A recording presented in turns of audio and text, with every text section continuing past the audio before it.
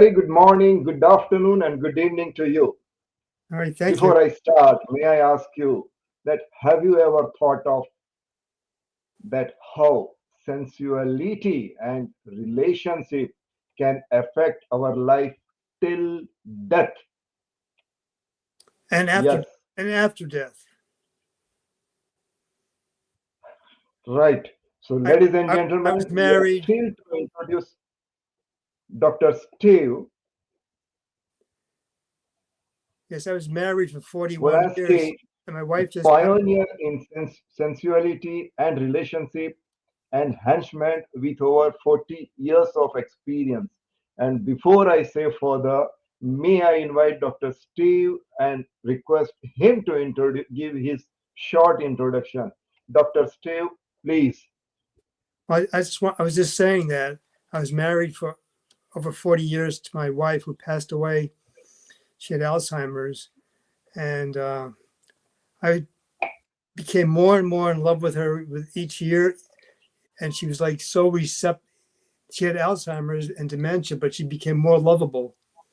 And even after she died, I felt more and more in love with her. And I still feel in love with her. And I wrote her a whole lot of poetry because I felt her inside me. And my love expanded, and I now have a new girlfriend who also um, accepts Vera as part of me. So I'm like Steve Vera or Vera Steve, not just Steve, not Dr. Steve, but Dr. Vera Steve. Great. What a journey you have traveled. Lovely. Yeah. Well, before let me jump down to questions because there are hundreds of questions that our listeners have asked us and they have sent me to ask you. For that, I have a very small but a very special request to you, Dr. Steve. Please reply your answer in a short, at least 3 to 4 minutes, so that we can cover more number of questions. This is a very short session, so definitely please try to cover your answer within a short time. Will it be okay? Yes, I'm not a long That will talk. be nice. I So could nice be. of you. Shall I go with the questions? May Go I ahead. ask you the first question, which is the most important to me at least? And here it is. It says that, Doctor, what inspired you to shift from the studying molecular genetics to focusing on the sensuality and pleasure? Doctor, platform is yours. Please go ahead. Actually, it's a long answer. I'll try to cut it down. Please. But I was married to my first wife. I knew nothing about sensuality. I knew nothing. Never heard of the word clitoris. I knew nothing about how to Mhm. pleasure her. We had intercourse, which was okay, but it wasn't sensational. And I wasn't great at sexing, and neither was she. We didn't communicate. We didn't talk about what we did, what we wanted at all. And I wound up, I by accident, I found this place that taught these courses about sensuality a few blocks from where I worked. I needed a place to stay because she had gotten a little schizophrenic, and she changed the locks on the door. So I found out about this information, and I learned a few things I didn't know before, and I really got excited and intrigued by it. But then I met another woman after we split up, and I went to graduate school. I already got my degree, an undergraduate degree, and I was taking molecular genetics, and I really liked the first year because we were doing a lot of theory. I enjoyed that, but doing the experiments themselves, I didn't have the patience for it, and I kept thinking there's something better for me to do. This isn't. I don't want to spend my whole life doing this. Oh, So, wow, what a so journey. I was in a doctoral program, but I finished my master's. She got her undergraduate degree, and we went out to California where this commune was, and we moved in there.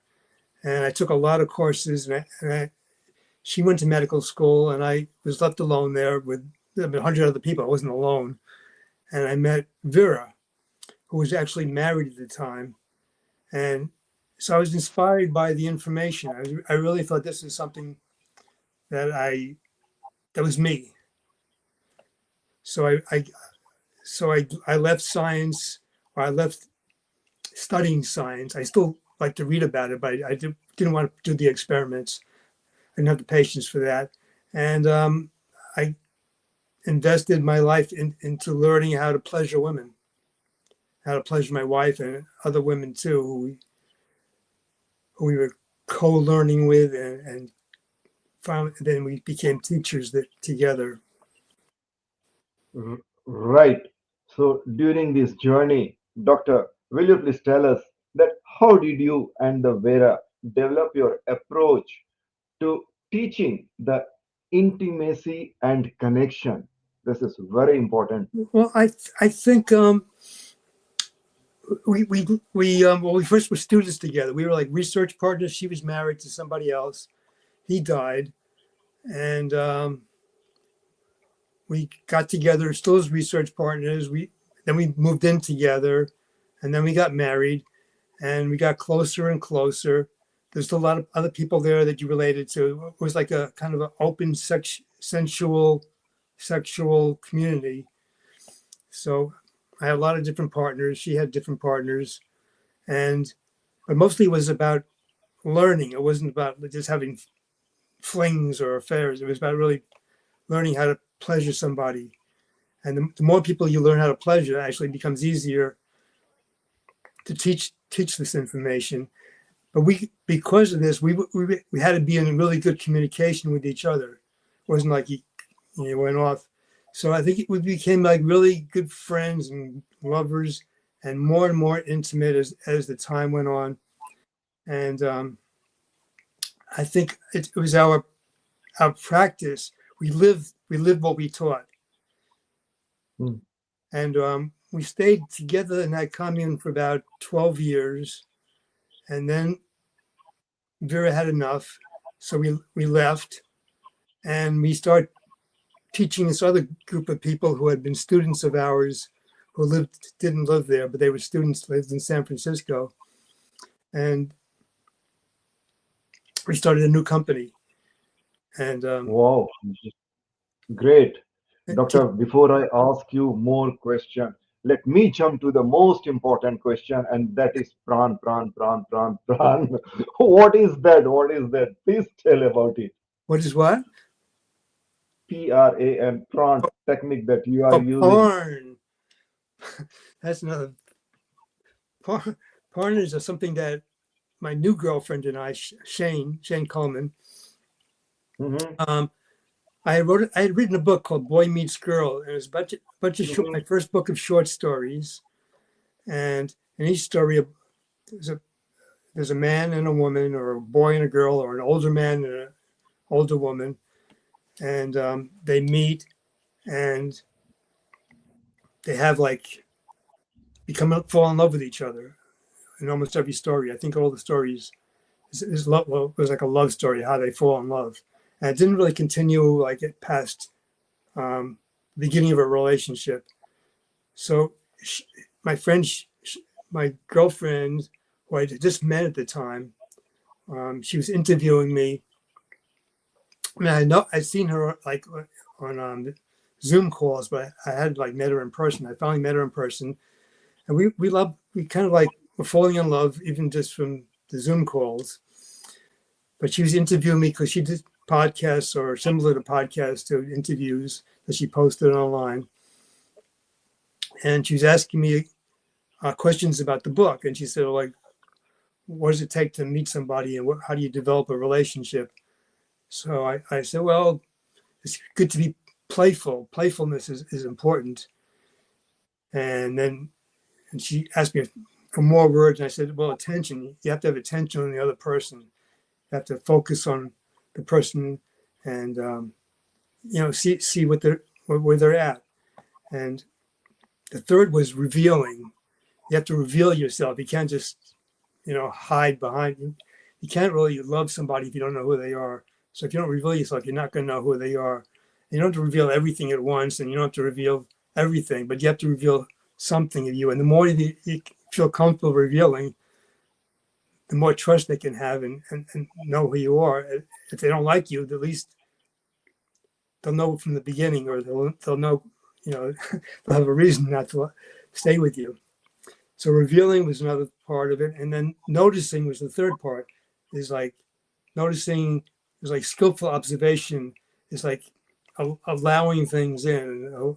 It's like attention is putting your focus out, and noticing is like allowing what is happening, noticing whether they're responding to your playfulness, noticing whether they're responding to your attention, noticing if they respond to your revealing. If they're not responding to that, then you got to change tactics.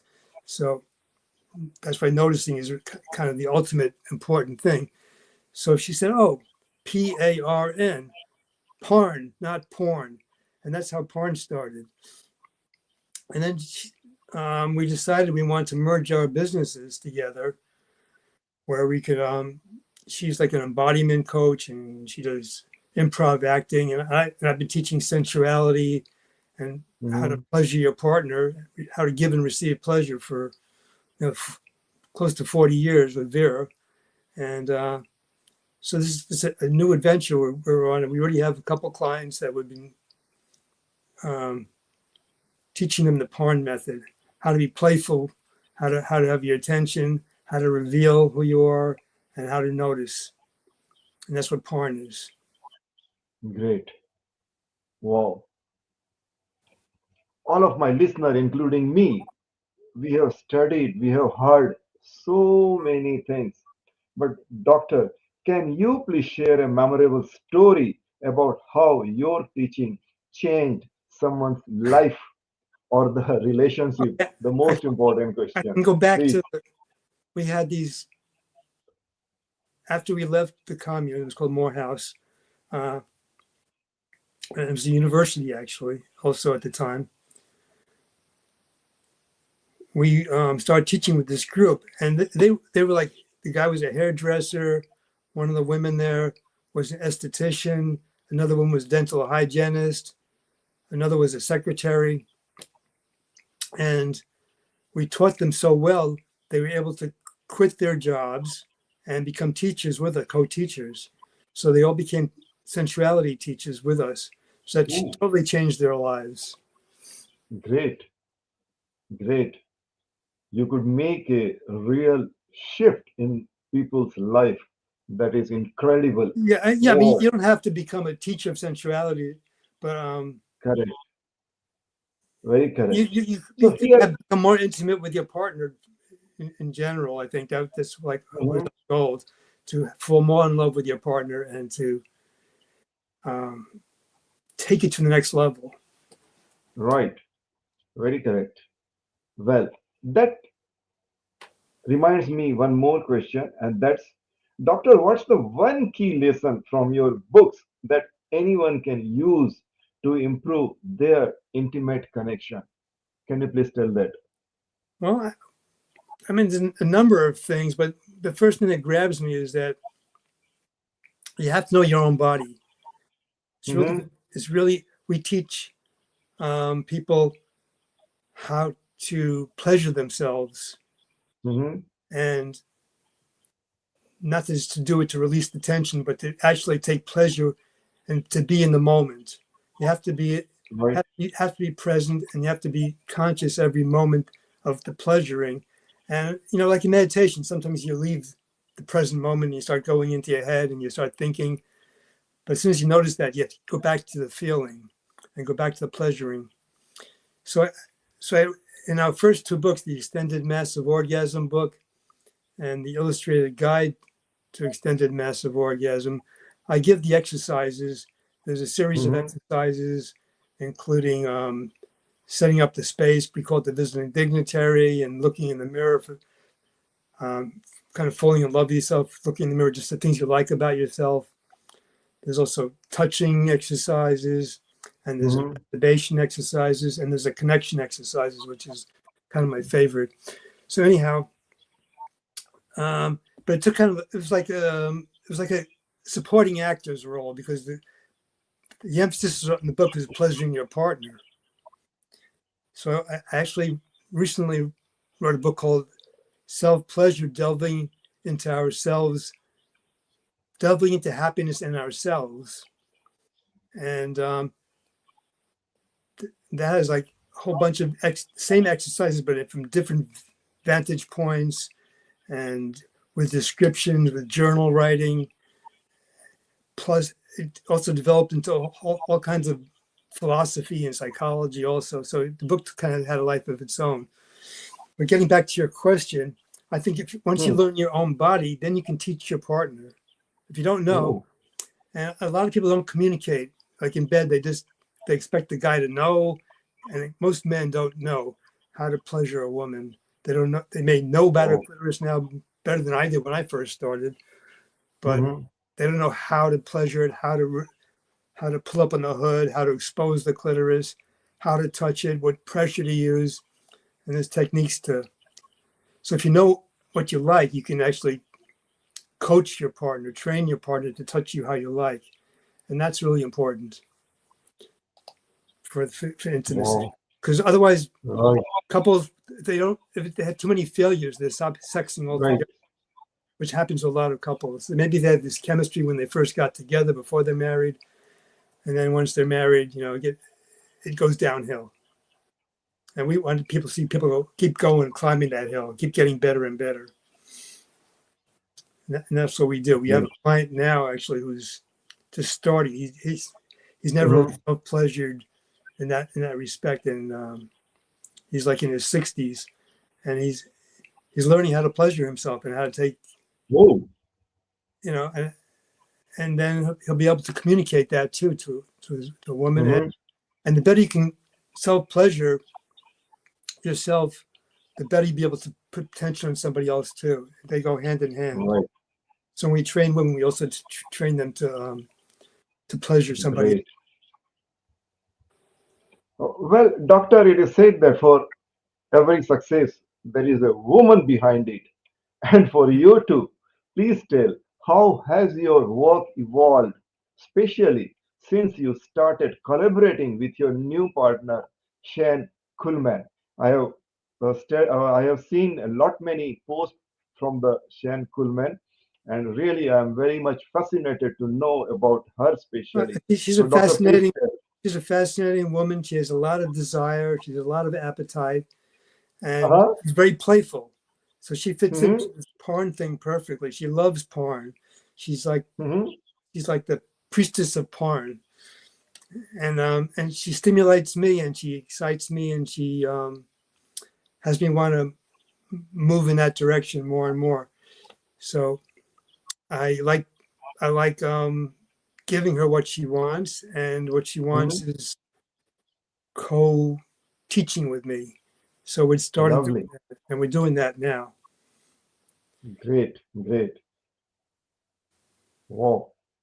Well, doctor, somehow I was expecting lot and lot and lot and lot more about the Shan, but Yeah, she's like she's an improv coach. She does embodiment. She does meditation classes. She's been Mhm. like a life coach or embodiment coach for numerous people. So we fit perfectly because she brings something different than what I've been doing, and I bring something different to what she's been doing.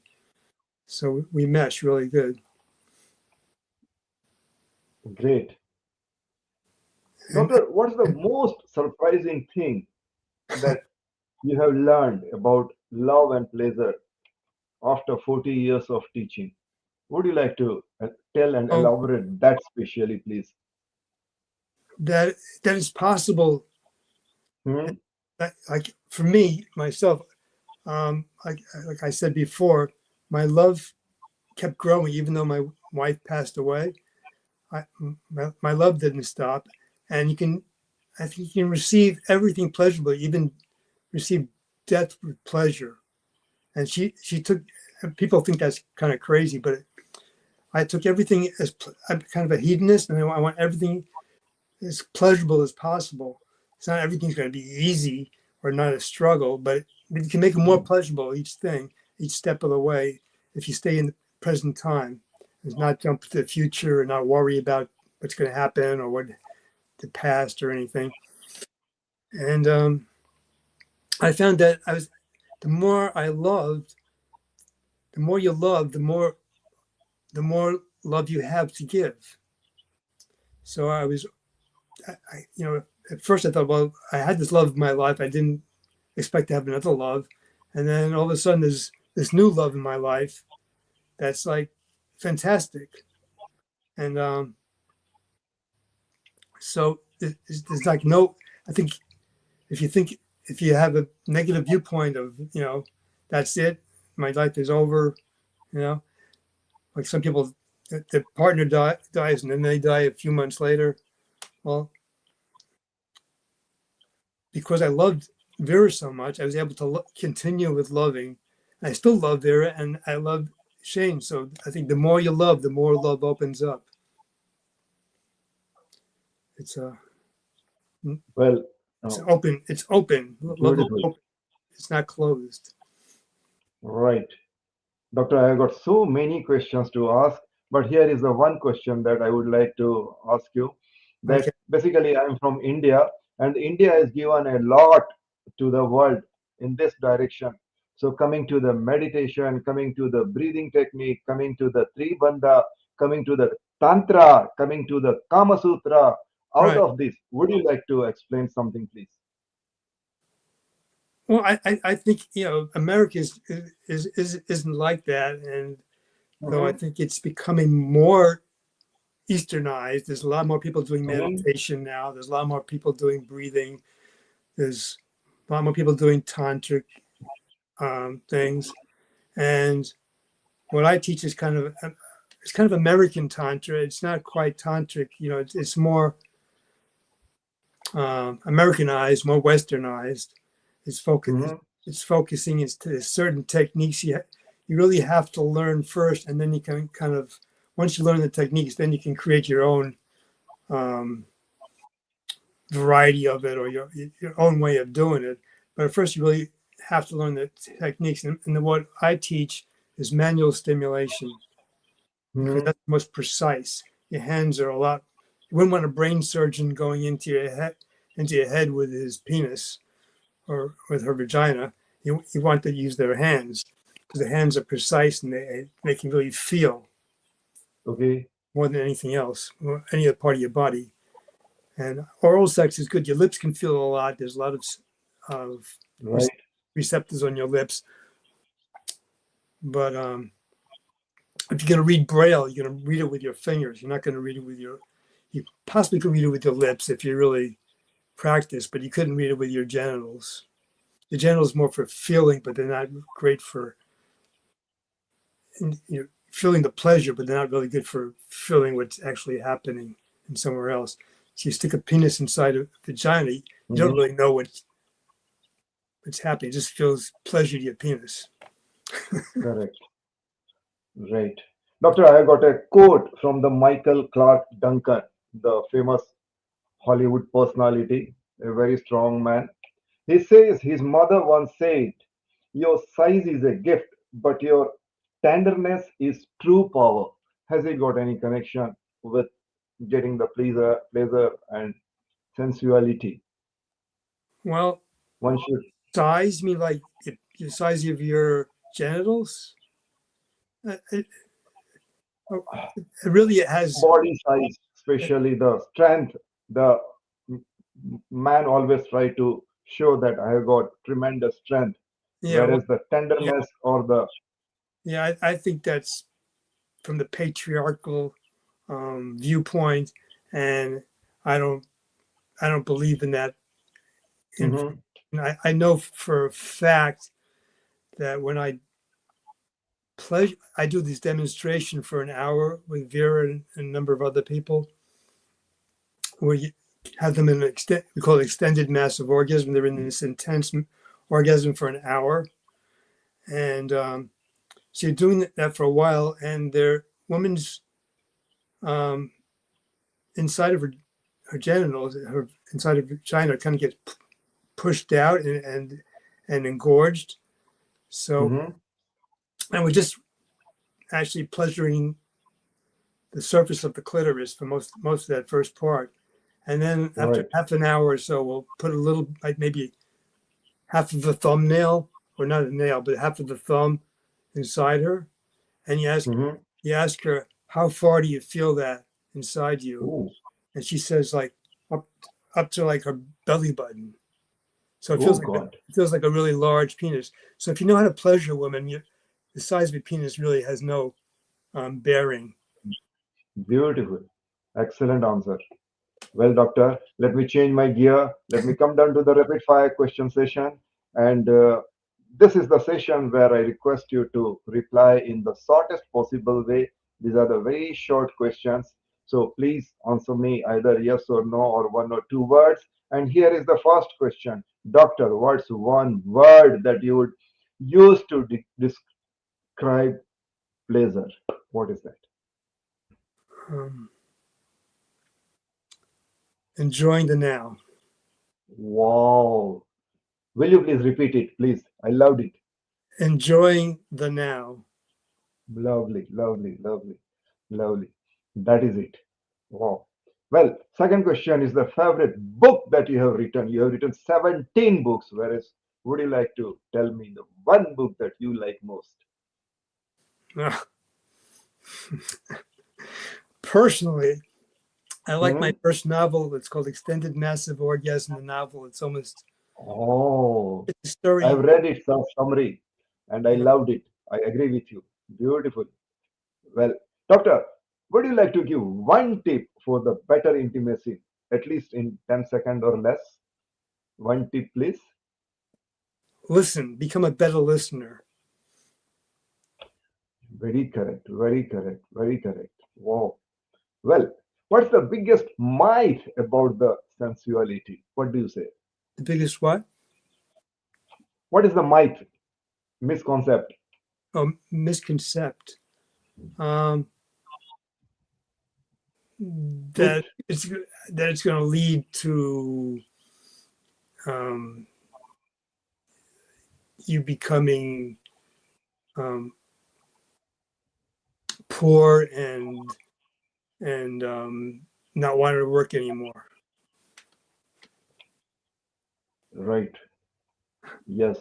For me, it is as I said that, especially for the male, they always think that strength is the only thing that can suppress or impress or Yeah, take me ahead. But yeah, as you said, no, it is not. that's nonsense. Women are not. Hmm. I mean, it's good Mhm. to be masculine, but Right. not to Very correct. not to. But I think it's better to notice your woman and to appreciate her. Great. Doctor, here is the next question. If given a choice, what you would prefer, playfulness or attention? I don't know why you have to choose one. Mm-hmm. Um, I mean, you can't have playfulness without attention. Hmm. You can't have playfulness without attention. You have to have attention. Okay. So And I guess which is more important, especially for your PARN method?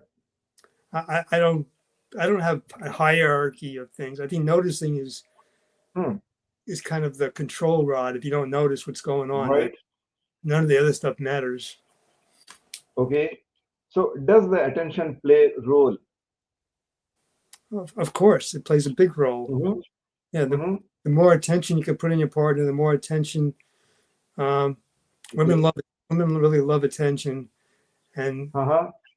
and actually, there's a limit to how much they can have, but they want to seem like they're unfillable, but they really. Whereas one road goes and says that you should have fantasy. What do you say for that? I think it's optional. I like to use fantasy, Mm-hmm. especially when I'm self pleasuring. Okay. Okay. You can play roles with your partner too. That's Mhm. another game of PARN. It's being playful.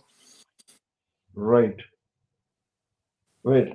The next question is, what's one thing that you wish everyone knew about orgasm? What would you suggest, doctor? Um, that Mhm. orgasm is clitoral based, it's not vaginal based. Lovely. Wow. Will you please repeat and elaborate it little? What's that? I mean, you kind of, Again, you repeat that. yes, orgasm is clitoral based, it's not vaginal based. Lovely. Well, doctor, what is the best place to teach sensuality workshop? What do you say? Best place? Um, I, I mean, I like doing it in my own home because I have all my accoutrements Okay. here. Mm-hmm. But people come see me usually here, but Right. I travel too. So I don't know if there's a best place. Depends, Mm-hmm. depends on the client and depends on the time of my life. Like we used to go to Vera and I used to go to New York a lot because Mm-hmm. we had a she was a student of ours and she became like a quite famous teacher. Her name is Regina, Mama Gina. I don't know if you heard of her, but she teaches women about pleasure also. And so she used to set up these courses for us where we uh, taught over there, and that was very pleasurable to do. Good. Well, coming to the next question, doctor, what makes a great lover? What would be your answer if I ask you what makes a great lover? I guess somebody who practices PARN, Mm-hmm. somebody who has a lot of attention, somebody who's playful, somebody who's curious, who wants to find out about what's going on, who's asked a lot of questions, and somebody who notices, and somebody who's open to revealing who they are and listening to somebody else's revealing. Okay. And here is one more question relation with related to the Vera. Doctor, what is one thing you and Vera always agreed upon? We were very agreeable. I don't think there's anything we hardly didn't agree on. So it's hard to really pick one thing. Um, Mm-hmm. but we agreed that we didn't. I don't. We, she said, "Whatever you do, I don't want to go into debt." so, so we never went into debt. Great. Wow. Well, doctor, I got so many questions to ask, but the time do not permit me. But I'm sure all my listeners who are listening or who would be listening to this session will definitely get ocean of information that you have shared within half an hour. Yeah, And and the amount of information that you have given is yeah. really, My books. I have hmm, all kinds of fiction books, non hmm, how to do it books. I also have hmm, a video on my website, hmm. 1 hour orgasm with Vera. That's we made a number of years ago, but it's still valid. Still, people learn from that. It's in front of a class of people who are asking questions while we're doing the stimulation and the orgasm, and see what's possible. It's really Oh, possible. sure. Great. So all to our listeners, ours is a platform which gives chance to you to showcase your expertise and the way the Dr. Steve has narrated and explained everything was really a magic. It was a magic for many of us. So, Doctor, a very, very, very big thank you to you for sharing your valuable Well, thank thoughts. you. And we certainly, I pray Almighty God to give you all strength, wisdom, time, power, money, and everything so that you keep on spreading this knowledge, Well, my which is books are highly out there needed. already.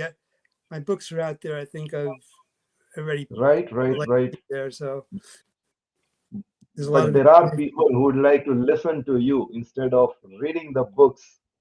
Yeah, I do. We do. Like Shane and I are doing coaching now with Mhm. students. So they yeah, just contact me. Contact. Right. So before I end, may I request you that in future, as and when we need, please spare some time for us so that we can make the listeners more enlightened and educated. Sure. Thank you, doctor. Thank you so much. Thank you for We say having me. namaste to you. It was really wonderful session. Namaste. Namaste, namaste. Wow. Thank you, doctor. See you soon. Right. Bye.